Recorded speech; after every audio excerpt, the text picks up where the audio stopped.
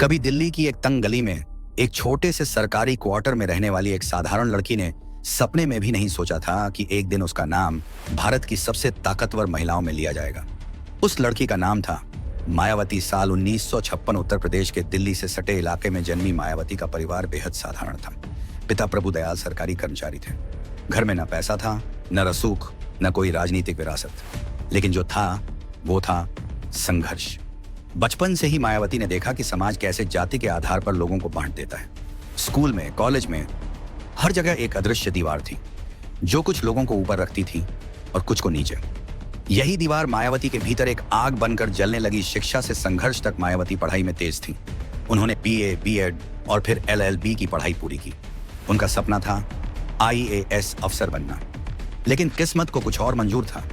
एक दिन उनकी जिंदगी में एक ऐसा मोड़ आया जिसने इतिहास बदल दिया।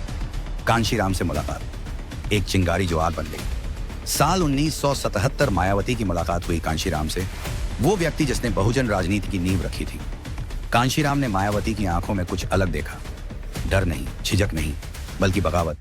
उन्होंने मायावती से कहा, तुम अफसर बनोगी तो एक फाइल बदल पाओगी, लेकिन नेता बनोगी तो इतिहास बदल दोगी। यहीं से मायावती का जीवन पूरी तरह बदल गया। राजनीति में पहला कदम 1984 में बनी बहुजन समाज पार्टी, बीएसपी। एक पार्टी जो सिर्फ चुनाव नहीं बल्कि सम्मान की लड़ाई लड़ने आई थी। मायावती ने मंचों से बोलना शुरू किया। उनकी आवाज में न बनावट थी, न दिखावा, बस सच था। कड़वा, तेज और बेखौफ। लोग कहते थे ये लड़की ज्यादा आगे नहीं जाएगी, लेकिन इतिहास अक्सर उन्हीं को आगे ले जाता है जिन्हें कम आंका जाता है। पहली बार मुख्यमंत्री, इतिहास रचा गया।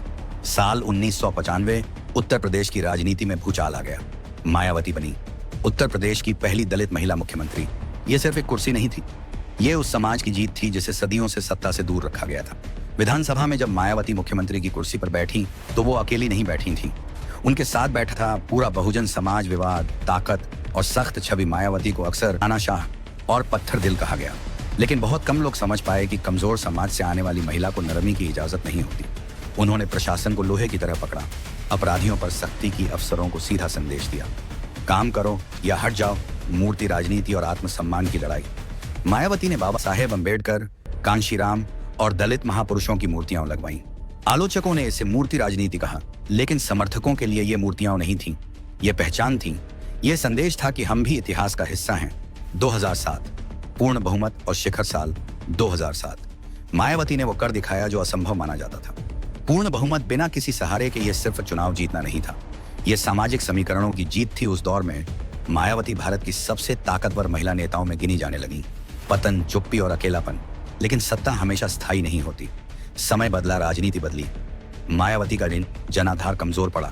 आज वो उतनी सक्रिय नहीं दिखती, कम बोलती हैं, कम दिखती हैं, लेकिन उनकी कहानी अभी खत्म नहीं हुई। मायावती सिर्फ नहीं प्रतीक हैं। मायावती उस लड़की का नाम है जो हाशिए से उठकर सिंहासन तक पहुंची। वो हर उस इंसान की कहानी है जिसे कहा गया तुम कुछ नहीं बन सकते, और जिसने जवाब दिया मैं सब कुछ बनूंगी। इतिहास की किताबों में नहीं, संघर्ष करने वालों के कदमों में लिखा जाता है, और मायावती वो नाम है जिसने सत्ता को झुकना सिखाया।